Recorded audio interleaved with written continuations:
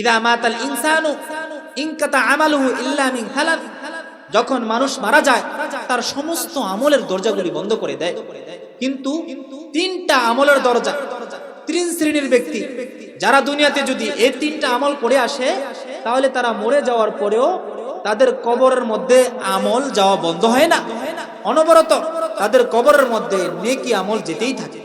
এক নম্বর ইল্লা মিন সাদকাতিন জারিয়াতিন, এক নম্বর ওই সমস্ত মানুষ যারা দুনিয়ার মধ্যে সদকায়ে দাঁড়িয়া রেখে এসেছে, ওই সমস্ত মানুষ যারা দুনিয়ার মধ্যে সদকায়ে জারিয়া রেখে এসেছে, মাদ্রাসায় দান করেছে, মাদ্রাসাতে জমি দিয়েছে, মসজিদ করেছে, মসজিদের জন্য জমি দিয়েছে, মানুষের জন্য চলাচলের পথ তৈরি করে দিয়েছে।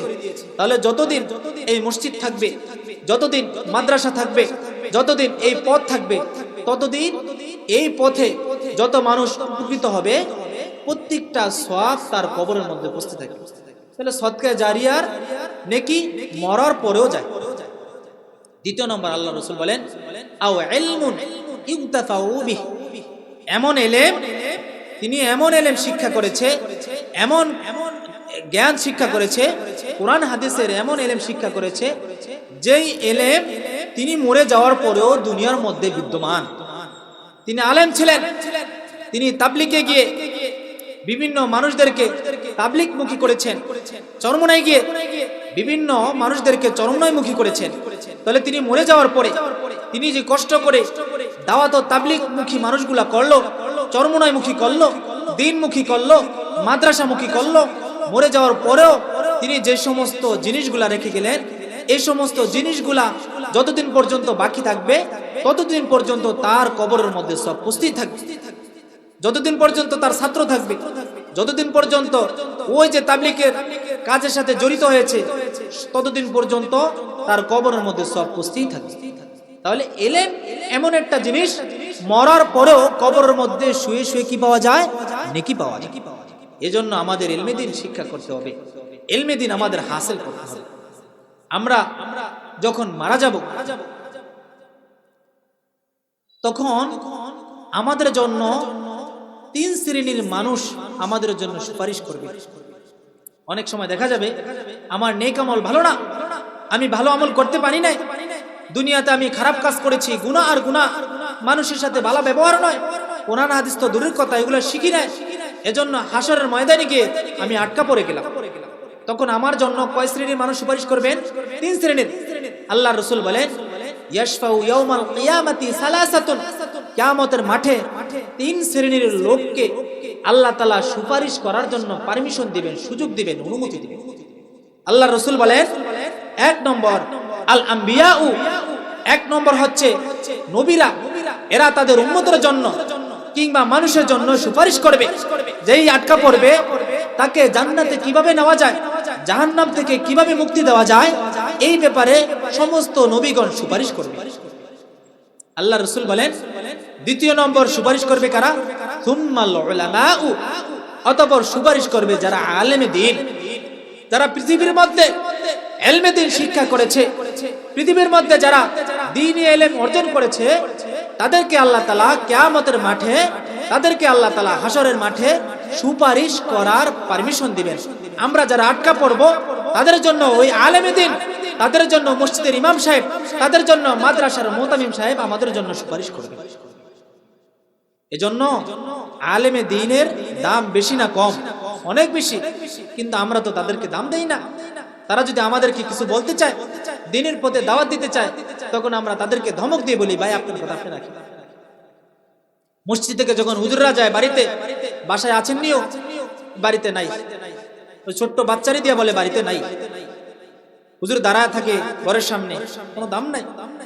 এজন্য আপনি দুনিয়াতে আজকে ওলামায়ে কেরামকে দাম দিচ্ছেন না, আপনি দুনিয়ার মধ্যে আজকে ওলামায়ে কেরামের কদর বোঝেন না, কিন্তু কিয়ামতের মাঠে আপনি যেদিন আটকা পড়বেন, কিয়ামতের মাঠে যেদিন আপনি ফুলসিরাতের সামনে আটকা পড়বেন, ওদিন কিন্তু আপনার জন্য আল্লাহর রাসূলের পরে, আম্বিয়া কেরামের পরে আপনার কাছে ছুটে যাবেন আপনাকে শাফায়াত করার জন্য, আপনার জন্য সুপারিশ করার জন্য, আল্লাহর কাছে সুপারিশ করার জন্য ওলামায়ে কেরামই আপনার জন্য ছুটে যাবেন। এজন্য ওলামায়ে কেরামের দাম আল্লাহ তাআলার কাছে অনেক দামি। শুধু যারা ইলমে দ্বীন হাসিল করবে তাদের যেমন দাম, আলেমে দ্বীনের সাথে যারা ইলমে দ্বীন শিক্ষা করেছে তাদের সাথে যারা সম্পর্ক রাখবে তাদেরও তত দাম। খেয়াল করবেন, যারা আলেমে দ্বীন তাদের যেমন দাম, যারা আলেমে দ্বীনের সাথে সম্পর্ক রাখবে আল্লাহ তাআলার কাছে তাদেরও তেমন দাম। আমরা গ্রামে একটা কথা বলি, যার সাথে যার মহাব্বত তার সাথে তার কিয়ামত। শোনেন মনে কথা, যার সাথে যার মহাব্বত তার সাথে তার কিয়ামত। আসলে আমাদের এই প্রবাদটা একটা হাদিসের অংশ। আল্লাহর রাসূলকে একবার এক ব্যক্তি, এক সাহাবী এসে বলেন, ইয়া রাসূলুল্লাহ, ইয়া হাবিবাল্লাহ, মাতা তাকুমুস সাআহ, কিয়ামত কবে হবে? আল্লাহ রাসূল বলেন, কিয়ামত কবে হবে এটা তুমি জিজ্ঞাসা করতেছো? কিয়ামতের জন্য, কবরের জন্য, হাসরের জন্য তুমি কি প্রস্তুত করেছো? এখন ওই সাহাবী বলেন, ইয়া রাসূলুল্লাহ, ইয়া হাবিবাল্লাহ, আমি তো কিয়ামতের জন্য বড় ধরনের কোনো আমল তৈরি করতে পারি নাই, আমি বেশি বেশি নেক আমল করতে পারি নাই, কিন্তু আমি আল্লাহ এবং আল্লাহর রাসূলের মহব্বত অর্জন করেছি। কথাটা কি বললেন? আল্লাহ এবং আল্লাহর রাসূলের মহব্বত অর্জন করেছি। আল্লাহ রাসূল বলেন, ঘটনা যদি তাই হয় তাহলে তুমি শুনে রাখো, আল মারউ মা'a মান আহাব্বা, দুনিয়াতে যে যার সাথে সম্পর্ক রাখবে, দুনিয়াতে যে যার সাথে মহব্বত রাখবে, দুনিয়াতে যে যার সাথে ভালোবাসার কথাবার্তা বলবে, সুসম্পর্ক রাখবে, কিয়ামতের মাঠে সে তার সাথেই উঠবে। এজন্য আমরা যদি আলেমে দ্বীনের সাথে সম্পর্ক রাখি, আমরা যদি উলামায়ে কেরামের সাথে সম্পর্ক রাখি, তাহলে আমাদের হাসর নাসর, আমাদের কবর হবে, আমাদের ফুলসিরাত হবে, আমাদের জান্নাত যাওয়া হবে উলামায়ে কেরামের সাথে। এজন্য উলামায়ে কেরামকে মহব্বত করতে হবে, আলেমে দ্বীনকে মহব্বত করতে হবে। আলেমে দ্বীনের যে ফ্যাক্টরি, ইলম শিক্ষা করার যে ইদারা, এই মাদ্রাসাগুলো আমাদেরকে বেশি করে ভালোবাসতে হবে। যারা ইলমে দ্বীন শিক্ষা করে তাদের যেমন দাম, যে সমস্ত পিতামাতা বাবা মায়েরা তাদের সন্তানদেরকে ইলমে দ্বীন শিক্ষা করেছেন তাদেরও কিয়ামতের মাঠে অনেক দাম হবে। শুধু যারা ইলম শিক্ষা করলেন তাদের যেমন দাম, এমনি ভাবে এই আলেমে দ্বীনের পিতামাতারও কিয়ামতের মাঠে তেমন দাম হবে। কিয়ামতের মাঠ কেমন হবে? অত্যন্ত সাংঘাতিক। আল্লাহ তাআলা বলেন যে কিয়ামতের মাঠ, কিয়ামত এত কঠিন হবে। আল্লাহ তাআলা বলেন, ইয়া আইয়ুহান নাসু তাকু রাব্বাকুম ইন্না জালজালাতাস সাআতি শাইউন আযীম। এ দুনিয়ার মানুষ, তোমরা আল্লাহ তাআলাকে ভয় করো, আল্লাহ তাআলার গুসাকে, আল্লাহ তাআলার রাগকে ভয় করো।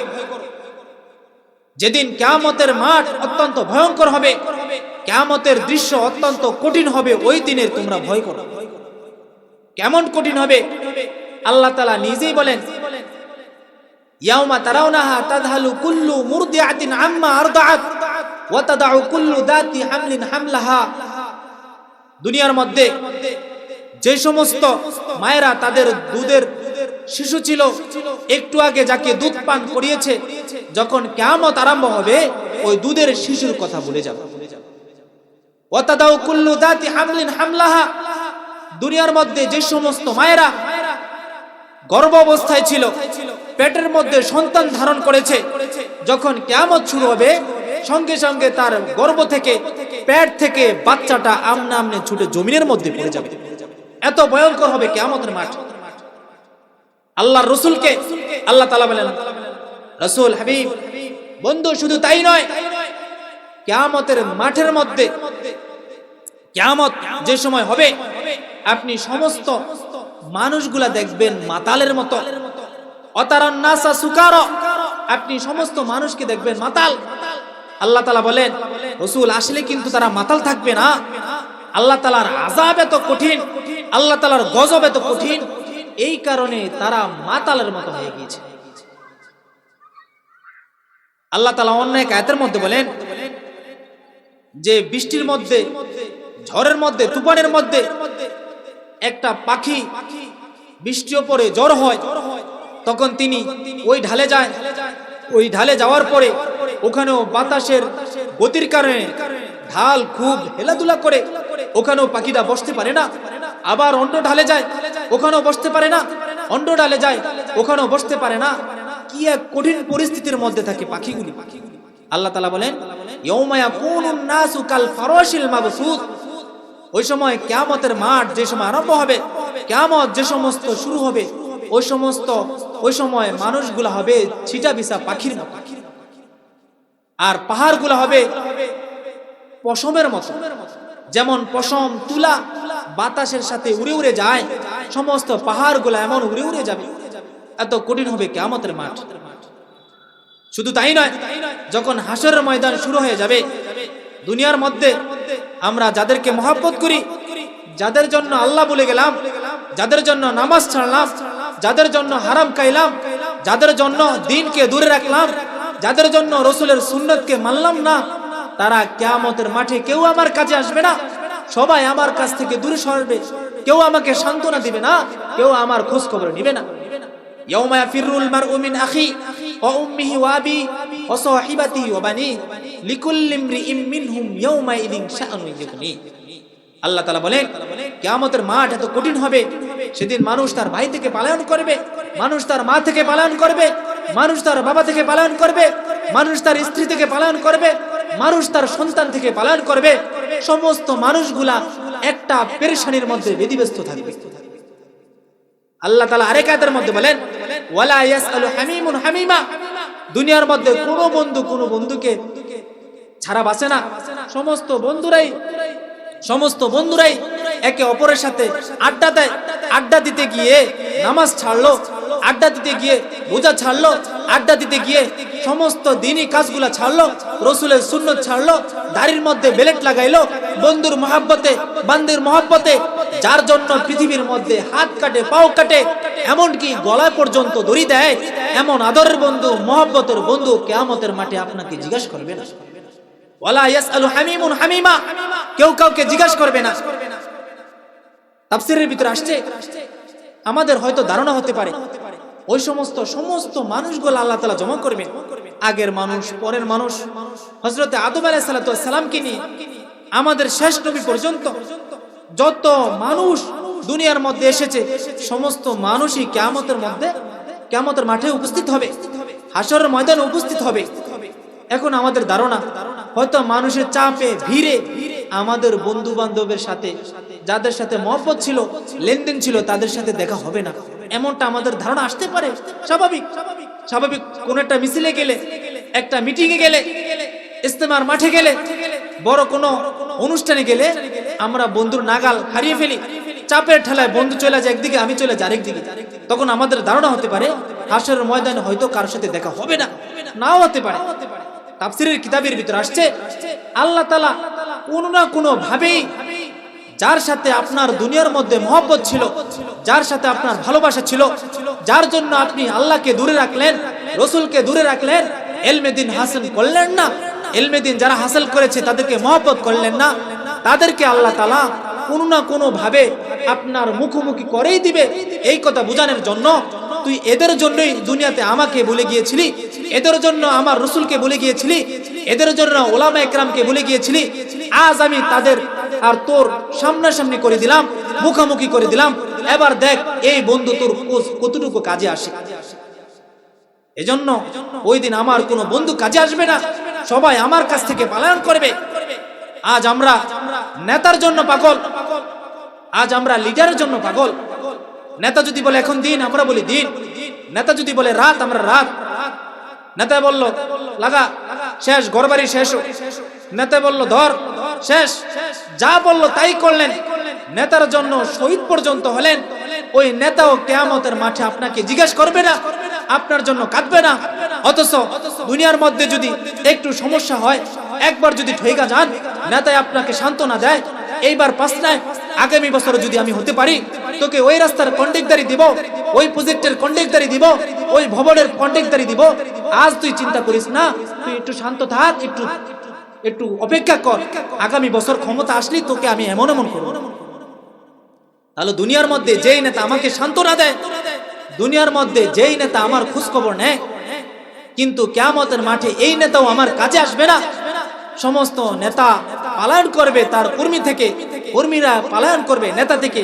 আয় নেতা যদি আজকে আমার কাছ থেকে কোনো নেকি খোঁজে, আর নেতা বলবে কর্মীরা যদি আমার কাছে কোনো আমল খোঁজে, নেকি খোঁজে, তাহলে আমি ধরা হয়ে যাব। এজন্য সব অস্বীকার করবে, সবাই পালায়ন করবে, কেউ কারো মুখোমুখি হলেও পরিচয় দিবে না। এত কঠিন পরিস্থিতি হবে কিয়ামতের মাঠ। চিন্তা করে দেখেন, আজ দুনিয়ার জন্য, আজ স্ত্রীর মহব্বতে আমি ফজরের নামাজ পড়ি না। আজ সামান্য একটি শীতের জন্য আমি মসজিদে আসি না। আজ আমি দুনিয়ার মহব্বতে মানুষের সামনে আমি আমার ইজ্জতকে নষ্ট করতে দ্বিধাবোধ করি না। আজ আমি সামান্য টাকার জন্য মানুষের ঘর বাড়ি লুণ্ঠন করতে দ্বিধাবোধ করি না। নেতায় যা বলল তাই করলাম, আমার উপরে নেতা যা বলল তাই করলাম। এই সারাটা জীবন নেতার পিছনে ক্ষয় করে দিলাম। ওই নেতাও কিয়ামতের মাঠে আপনার কাছ থেকে দূরে থাকবে। শুধু তাই নয়, আল্লাহর রাসূল বলেন, আনা সাইয়্যিদুন নাসি ইয়াউমাল কিয়ামা, বুখারী শরীফের হাদিস। আমি কিয়ামতের মাঠে সমস্ত মানুষের সরদার হব। আল্লাহর রাসূল বলেন, আতাদরুনা ফিমা দাকা, এই কিয়ামতের মাঠটা কেমন হবে তোমরা কি জানো? সাহাবাদেরকে বলতেছেন, কিয়ামতের মাঠের পরিস্থিতি ধরন কেমন হবে এটা কি তোমরা কি জানো? সাহাবায়ে কেরাম তো বললেন, আল্লাহু ওয়া রাসূলুহু আ'লাম, আল্লাহ এবং আল্লাহর রাসূল বেশি জানে। আল্লাহর রাসূল বলেন, আনা সাইয়্যিদুন নাসি ইয়াউমাল কিয়ামা। তারপরে আল্লাহর রাসূল বলেন, ইয়াজমাউল্লাহু আউয়ালিনা ওয়াল আখিরিন, আল্লাহ তাআলা পৃথিবী শুরু এবং শেষ সমস্ত মানুষকে এক সমানে জামায়াত করবে। সমস্ত মানুষগুলাকে এমন একটা সমতল ভূমিতে, এমন একটা সমতল জায়গাতে সবাইকে দাঁড় করাবেন, উঠাবেন। ওখান থেকে যদি কেউ নজর করে তাহলে সবাইকে সমানভাবে দেখা যাবে। কেউ যদি একজনকে ডাক দেয় সমানভাবে সবাই শুনবে। আল্লাহ রাসূল আরো বলেন, ওয়াতাদনু মিনহুমুশ শামসু, আর ওই দিন সূর্যটা তোমাদের খুব কাছাকাছি থাকবে। সূর্যটা খুব কাছাকাছি থাকবে। আজ আমাদের কাছ থেকে সূর্য কত দূরে, তারপরও সূর্যের গরম আমরা সহ্য করতে পারি না। ঘরের মধ্যে ফ্যান লাগাই, ঘরের মধ্যে এসি লাগাই, জানলা খুঁজি, কত কিছু করি আমরা একটু আরাম পাওয়ার জন্য। কত দূরে আমাদের সূর্য, আর ওই কিয়ামতের মাঠে সূর্যটা থাকবে আমাদের কাছে। হাদিসের ভিতরে আসছে, কারো কারো এই সূর্যের তাপে মাথাটা ফেটে মগজগুলা মাথা দিয়ে বেয়ে বেয়ে পায়ের দিকে পড়বে।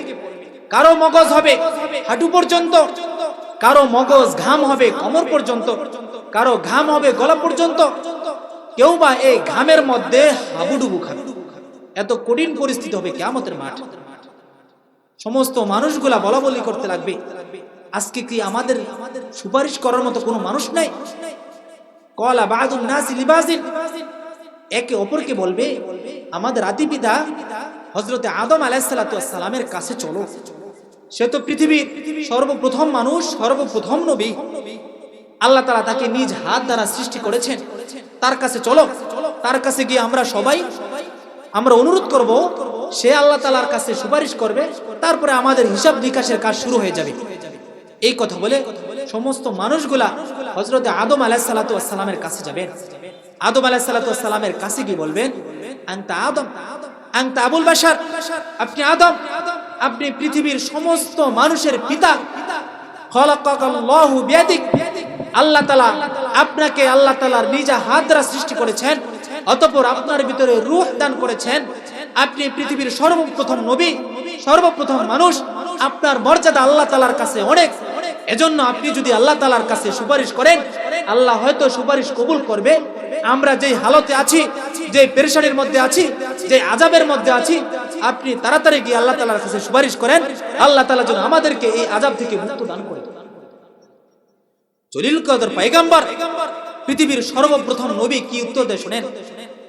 তিনি বলবেন, আল্লাহ তাআলা আজকে এমন রাগান্বিত অবস্থায় আছেন, এত গুসা অবস্থায় আছেন, এমন গুসা আল্লাহ তাআলা অতীতে কখনো হন নাই, আর ভবিষ্যতেও আল্লাহ তাআলা এমন রাগ আর গুসা কখনো হবেন না। আমি আল্লাহ তাআলার কাছে যাব, আমি তো একটা ভুল করে ফেলেছি।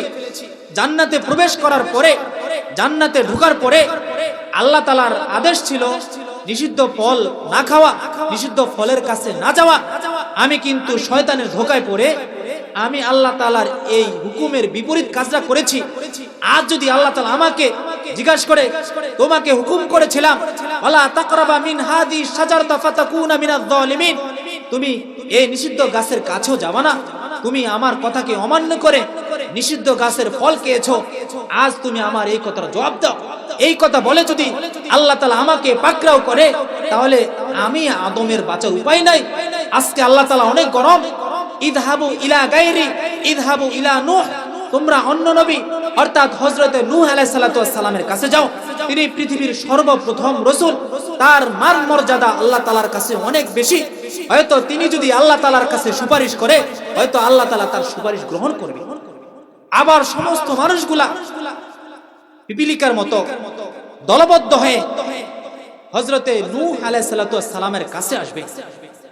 হযরতে নূহ আলাইহিস সালাতু ওয়াস সালামের কাছে আসার পরে ওই আদম আলাইহিস সালাতু ওয়াস সালামের মতোই প্রশ্ন করবেন যে আপনি তো রাসূল, আপনাকে আল্লাহ তাআলা নাম দিয়েছেন আবদান শাকুরা, আপনি শুকর গুজারকারী বান্দা, আল্লাহ তাআলা আপনাকে এই নাম দিয়েছেন। এজন্য আমরা আপনার কাছে দরখাস্ত করি, আজ আপনি আল্লাহ তাআলার কাছে সুপারিশ করেন, আমরা যে পরিস্থিতিতে আছি এই পরিস্থিতি থেকে যেন আল্লাহ তাআলা আমাদেরকে মুক্ত দান করে। হযরতে নূহ আলাইহিস সালাতু ওয়াস সালাম বলবেন যে আল্লাহ তাআলা আমাকে পার্সোনাল স্পেশাল একটা দোয়া দিয়েছেন, এই দোয়াটা যার জন্যই, যার পক্ষে হোক বিপক্ষে হোক, আমি যদি এই দোয়াটা করি তাহলে আল্লাহ তাআলা সঙ্গে সঙ্গে কবুল করবে। সমস্ত নবীদের কেমন একটা দোয়া দিয়েছেন আল্লাহ তাআলা। তো এই দোয়াটা আমি করেছিলাম আমার কওমের বিরুদ্ধে, অর্থাৎ এই দোয়াটা করেছিলাম আল্লাহ তাআলার কাছে, আল্লাহ যেন আমার কওমকে হালাক করে দেয়, আল্লাহ তাআলা আমার কওমকে যেন ধ্বংস করে দেয়।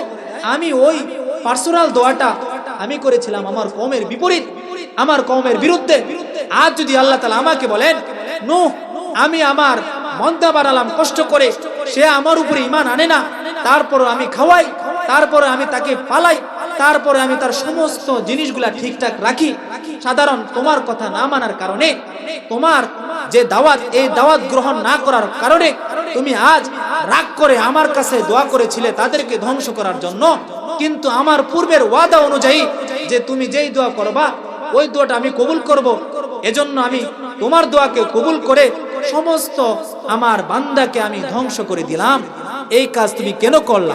এই কথা বলে যদি আজ আল্লাহ তাআলা আমাকে পাকড়াও করে, তাহলে আমার মতো নূহ বাঁচার উপায় নেই। ইযহাবু ইলা গায়রি ইযহাবু ইলা ইব্রাহিম, তুমি হযরতে ইব্রাহিম আলাইহিস সালাতু ওয়াস সালামের কাছে যাও। এই পয়গম্বর নবী, কেউ আল্লাহ তাআলার কাছে শাফায়াত করার সুযোগ থাকবে না, সাহস করবেন না। ইব্রাহিম আলাইহিস সালাতু ওয়াস সালামের কাছে যাওয়ার পর ইব্রাহিম আলাইহিস সালাতু ওয়াস সালাম একই ওজর করবে, তিনিও বলবেন আমিও তিনটা কথা বলেছিলাম, যেই কথাগুলা বাহ্যিকভাবে দেখা যায় মিথ্যা কথা, বাস্তবে কিন্তু মিথ্যা কথা না। আল্লাহ তাআলা যদি এটুকুর জন্য আমাকে ধরে, তাও কিন্তু আমার বাঁচার উপায় নাই। ফাযহাবু ইলা গায়রি, তুমি অন্য নবীদের কাছে যাও, তোমরা সবাই হযরতে মূসা আলাইহিস সালাতু ওয়াস সালামের কাছে যাও। সমস্ত মানুষগুলা দলবদ্ধ হয়ে হযরতে মূসা আলাইহিস সালাতু ওয়াস সালামের কাছে আসবেন। মূসা আলাইহিস সালাতু ওয়াস সালামের কাছে এসে বলবেন, আপনি তো জলিলুল কদর পয়গম্বর, আপনি আল্লাহ তাআলার সাথে তুর পাহাড়ে গিয়ে কথা বলতেন, আপনার সাথে আল্লাহ তাআলার সাথে একটা আলাদা ক্লোজ, এজন্য আপনি আজকে আল্লাহ তাআলার কাছে গিয়ে সুপারিশ করেন, শাফায়াত করেন, দরখাস্ত করেন, আল্লাহ তাআলা যেন আমাদের হিসাব নিকাশের কাজগুলো যেন শুরু করে। এই জলিলুল কদর পয়গম্বর আল্লাহ তাআলাকে কোনো কথা বলতে হযরতে মূসা আলাইহিস সালাতু ওয়াস সালাম চিন্তা করতেন না, বেলা তাকাল্লুফ ফুসঠাস কথা বলে দিতেন। এমন জলিলুল কদর পয়গম্বরও ওই দিন নত হয়ে যাবেন। আজ সুপারিশ করা আমার পক্ষে সম্ভব নয়। ফাযহাবু ইলা গায়রি, তোমরা অন্যের কাছে যাও, অর্থাৎ হযরতে ঈসা আলাইহিস সালাতু ওয়াস সালামের কাছে যাও। হযরতে ঈসা আলাইহিস সালাতু ওয়াস সালামের কাছে যাবেন, তিনিও বলবেন আমার পক্ষে এই কাজ করা সম্ভব নয়। ফাযহাবু ইলা মুহাম্মদ, তোমরা মুহাম্মদের কাছে যাও, তোমরা আখিরি নবীর কাছে যাও, তার কাছে গেলে হয়তো একটা ব্যবস্থা হতে পারে। সমস্ত মানুষগুলা হাসরের এক পাশ থেকে, ময়দানে মাহশরের এক পাশ থেকে ঘুরতে ঘুরতে শেষ পর্যায়ে আমাদের আখিরি নবীর কাছে আসবেন। আখিরি নবীর কাছে আসার পরে এবার সবাই দরখাস্ত করবেন যে আপনি আমাদের ব্যাপারে আল্লাহ তাআলার কাছে সুপারিশ করেন। তো আল্লাহ রসুল এভাবে আমাদের জন্য শাফায়াত করবেন, সুপারিশ করবেন। বলতে চাচ্ছিলাম যে হাসরের মাঠে আমার বাপ, আমার মা, আমার সন্তান, আমার বন্ধু কেউ আমার কাজে আসলো না, কেউ আমাকে সান্ত্বনা দিল না, এমনকি কেউ আমার সামনেও আসবে না, আমাকে পরিচয় দিবে না। সমস্ত নবী ইকরাম, সমস্ত আম্বিয়ারা পর্যন্ত আল্লাহ তাআলার গজবের ভয়ে, আল্লাহ তাআলার রাগের ভয়ে স্থির থাকবেন না, অস্থির থাকবেন। ওই দিন কিছু কিছু মানুষ এমন দেখা যাবে তারা নূরের টুপি মাথায় দিয়ে বসে আছে। সমস্ত মানুষগুলো পেরেশানি করবেন, তাদের কোনো পেরেশানি থাকবেন না, তারা নূরের টুপি মাথায় দিয়া বসে থাকবে। তারা কারা জানেননি? তারা হচ্ছে ওই সমস্ত মানুষ, যে সমস্ত মানুষরা দুনিয়াতে থাকা অবস্থায় তাদের সন্তানকে দ্বীনি ইলম শিক্ষা দিয়েছে। তাহলে বোঝা গেল দুনিয়ার বন্ধু বান্ধব আপনার কেউই কাজে আসলো না, এমনকি নবীরা পর্যন্ত ভয়তে আতঙ্ক থাকবেন। ওই দিন যে সন্তানটা কালো, পড়ালেখা কম পারে, একটু প্রতিবন্ধী টাইপের, যাকে আপনি ঘৃণা করে আরে মাদ্রাসায় দিয়ে দে, আরে মাদ্রাসা চালান দে, যাকে দিলেন ওই কিন্তু কিয়ামতের মাঠে আপনাকে ছাড়ানোর জন্য সবচেয়ে বড় ভূমিকা রাখবে। আল্লাহ রাসূল হাদিসের মধ্যে বলেন, মান আলিমা ওয়া আমিলা বিমা ফিহি, যে ইলমে দ্বীন হাসিল করবে, যে কোরআনের ইলম শিক্ষা করবে এবং এই অনুযায়ী আমল করবে, তার তো ফায়দা বলাই হলো, তার তো অনেক উপকার, অনেক ফজিলত, অনেক দাম কোরআন এবং হাদিসের মধ্যে। এবার তার পিতামাতার দাম, যেহেতু তার পিতামাতা কষ্ট করে নিজে না খেয়ে, নিজে না পরিধান করে তার সন্তানকে মাদ্রাসায় দিয়েছেন, ইলমে দ্বীন শিক্ষা করার জন্য তিনি মাদ্রাসায় পাঠিয়েছেন, এজন্য তার পিতামাতাকে একটা পুরস্কৃত করা দরকার। যখন আমরা ইউনিভার্সিটিতে পড়ি, পড়ার পরে যখন আমাদের পড়া শেষ হয়, তখন পিতামাতাকে অনেক সময় সম্মানার্থে ক্রেস্ট দেওয়া হয়, মাথার মধ্যে টুপি দেওয়া হয়। খেয়াল করছেন নি? কোনো সময় টুপি দেওয়া হয়, কারণ তার সন্তান কষ্ট করে পড়াশোনা করেছে। কিয়ামতের মাঠেও তার পিতামাতাকে, আলেমে দ্বীনের পিতামাতাকে একটা টুপি পরানো হবে। আল্লাহ রাসূল বলেন, মান আলিমা ওয়া আমিলা বিমা ফিহি, যে ইলমে দ্বীন শিক্ষা করলো, কোরআন শিক্ষা করলো, হাদিস শিক্ষা করলো, এই অনুযায়ী আমল করলো, আল্লাহ রাসূল বলেন উলবিসা ওয়ালিদাইহি তাজান ইয়াউমাল কিয়ামা, কিয়ামতের মাঠে সমস্ত মানুষগুলা পেরেশানির মধ্যে থাকলেও তাদের মাথায় আল্লাহ তাআলা একটা নূরের টুপি পরিধান করাবেন।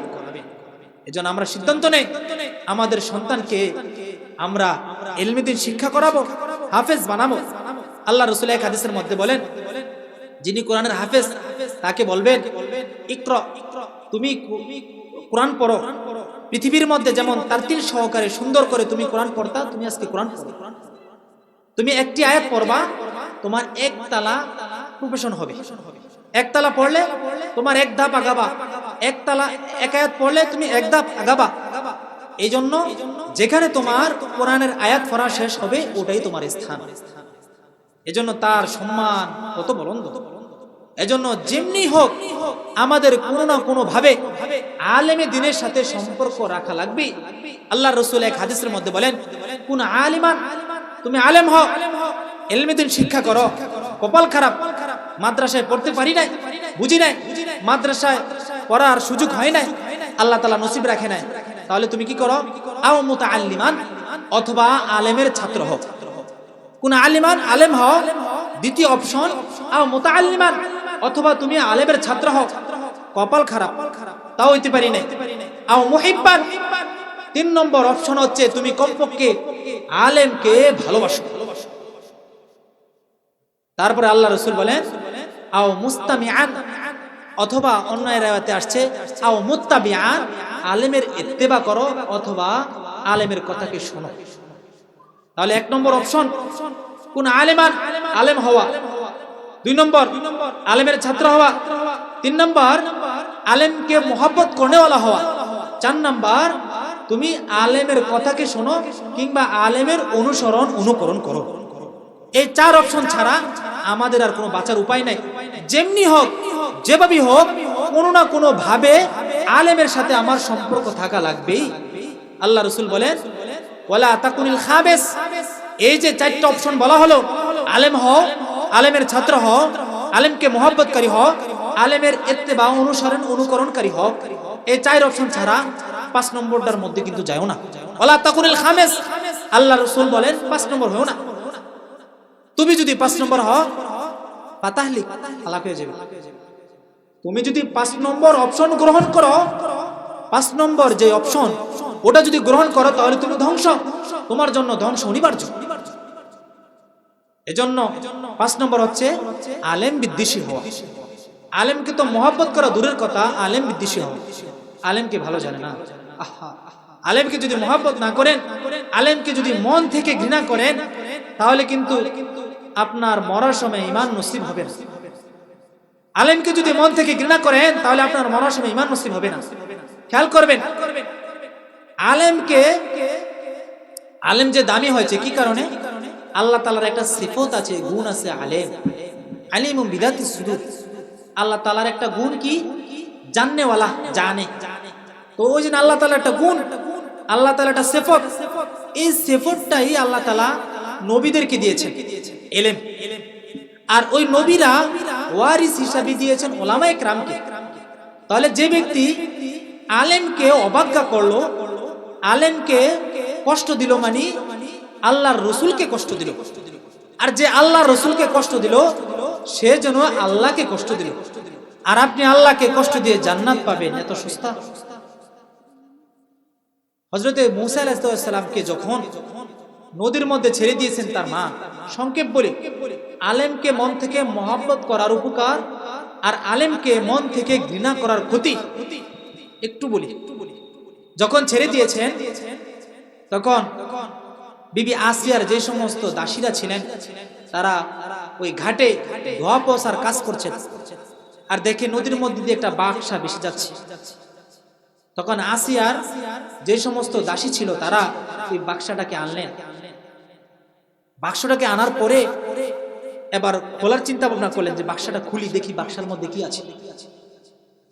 তো তার মধ্যে থেকে একজন বললেন, এই তোমরা যদি বাক্সটাকে খোলো আর এই বাক্সার মধ্যে যদি সোনাদানা থাকে, তখন রাজ দরবারের মানুষ বলবে এই বাক্সটা আমরা রাজ দরবার থেকে চুরি করে এনে এখান থেকে আমরা খুললাম, এখান থেকে সোনাদানা যে সমস্ত দামি জিনিসগুলি আছে এগুলাকে আমরা ভাগবটরা করলাম, আমাদেরকে এমন তহমত দিবে, আমাদেরকে মিথ্যাবাদী বলবে।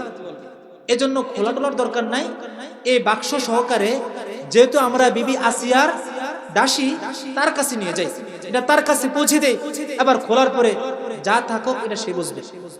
তো যখন বিবি আসিয়া এটা খুললেন, দেখার পরে দেখলেন, খোলার পরে দেখলেন এটার ভিতরে একজন বাচ্চা, ফুটফুটে সন্তান। তখন বিবি আসিয়ার মায়া লাগলো, দরদ লাগলো, এত সুন্দর বাচ্চা, এই বাচ্চাটা কি নবী? আর এদিক দিয়া রাজ দরবারে পুরা আওয়াজ হলো যে ওই বিবি আসিয়ার কাছে নাকি একটা বাচ্চা আসছে, ছেলে তাও।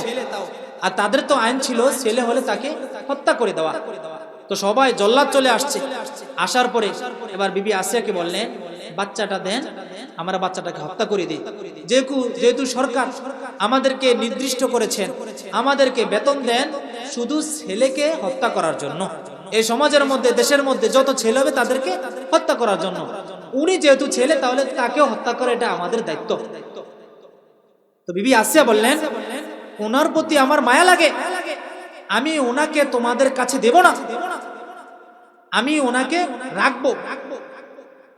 যারা মুফাসসির তারা বলেন, এই যে বিবি আসিয়া বললেন এই ছোট্ট সন্তানের প্রতি আমার মায়া লাগে, আমার দরদ লাগে, এর কারণে আল্লাহ তাআলা বিবি আসিয়াকে মরার সময় ঈমান নসিব করেছেন।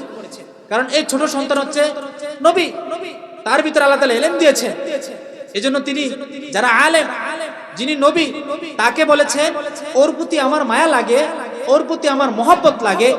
এই যে বলল ওর প্রতি আমার মহব্বত লাগে, ভালোবাসা লাগে, এর উসিলা করে আল্লাহ তাআলা বিবি আসিয়াকে ঈমান আনার তৌফিক দিয়েছেন। আর পরে যে জল্লাদরা তারা বললেন, আমরা তো আপনার কথা মানবো না, বাদশা যদি আমাদেরকে হুকুম করে যে এটা আপনাকে পালার অনুমতি দেয়, এই হুকুম করে যেটা তুমি পালো, তাহলে আমরা ছেড়ে দিব, আপনি এটাকে পালবেন। তো ঠিক আছে, ফেরাউনের কাছে হযরত মূসা আলাইহিস সালামকে উপস্থিত করা হলো। তো মূসা আলাইহিস সালামকে যখন উপস্থিত করলেন, তখন বিবি আসিয়া বললেন, এই সন্তানের প্রতি আমার মায়া লাগে, দরদ লাগে। এই কথা বলার পরে ফেরাউন বললেন, তোমার দরদ লাগলে লাগতে পারে, ওর প্রতি কিন্তু আমার দরদ লাগে না, ওর প্রতি আমার ঘৃণা, ওকে আমি মহব্বত করি না। তারপরেও ফেরাউন চিন্তা করলেন, যেহেতু আমার বিবি একটু আবদার করেছে, ওকে পালবে, ঠিক আছে, আমার দরদ লাগে না, মায়া লাগে না, তোমার যদি দরদ লাগে তাহলে তুমি পালো। যারা মুফাসসির তারা বলেন, এই যে ফেরাউন বলল যে ওর প্রতি আমার দরদ লাগে না, ওকে আমি মহব্বত করি না, ওকে আমি ভালোবাসি না, এই কথা বলার কারণে আল্লাহ তাআলা ফেরাউনের ঈমান নসিব করে নাই। অথচ মরার আগ মুহূর্তে তিনি কিন্তু কালিমা পড়বে এমন মুহূর্তে আল্লাহ তাআলা তার মুখের মধ্যে কাদা মাটি দিয়ে দিয়েছেন। কারণ তিনি আলেমের সাথে বেয়াদবি করেছেন, নবীদের সাথে বেয়াদবি করেছেন, এজন্য তার মরার সময় ঈমান নসিব হয় না। আর ওই নবীদের ওয়ারিস আল্লাহ তাআলা আমাদেরকে বানিয়েছেন। আল উলামাউ ওয়ারাসাতুল আম্বিয়া, এক নবীর ওয়ারিস নয়, যারা আলেমে দ্বীন, যারা কোরআনের আলেম, যারা কোরআন শিক্ষা করে, হাদিস শিক্ষা করে, তারা সমস্ত নবীর ওয়ারিস। তাহলে নবীর বেলায় যেই হুকুম আর নবীর ওয়ারিসের বেলায়ও সেই হুকুম। অর্থাৎ নবীরকে ঘৃণা করার কারণে যেমন ঈমান নসিব হয় না, এমনি ভাবে নবীর ওয়ারিস যারা, তাদেরকেও যদি মন থেকে ঘৃণা করে তাদের ঈমান নসিব হবে না। আর বিবি আসিয়ার মতো নবীদেরকে যদি ভালোবাসা হয়, তাহলে যারা ওয়ারিসে নবী, নবীদের ওয়ারিস, তাদেরকে যদি দুনিয়ার মধ্যে মানুষ ভালোবাসে, নবীকে ভালোবাসার কারণে যেমন বিবি আসিয়ার ঈমান নসিব হয়েছে, এমনি ভাবে যারা ওয়ারাসাতে আম্বিয়া, পৃথিবীর মধ্যে নবীদের ধারক বাহক, নবীদের এলেমের ধারক বাহক, তাদেরকে যদি এমন ভালোবাসে, মুহাব্বত করে, তাদেরও আল্লাহ তাআলা মরণের সময় ঈমান নসিব করবে।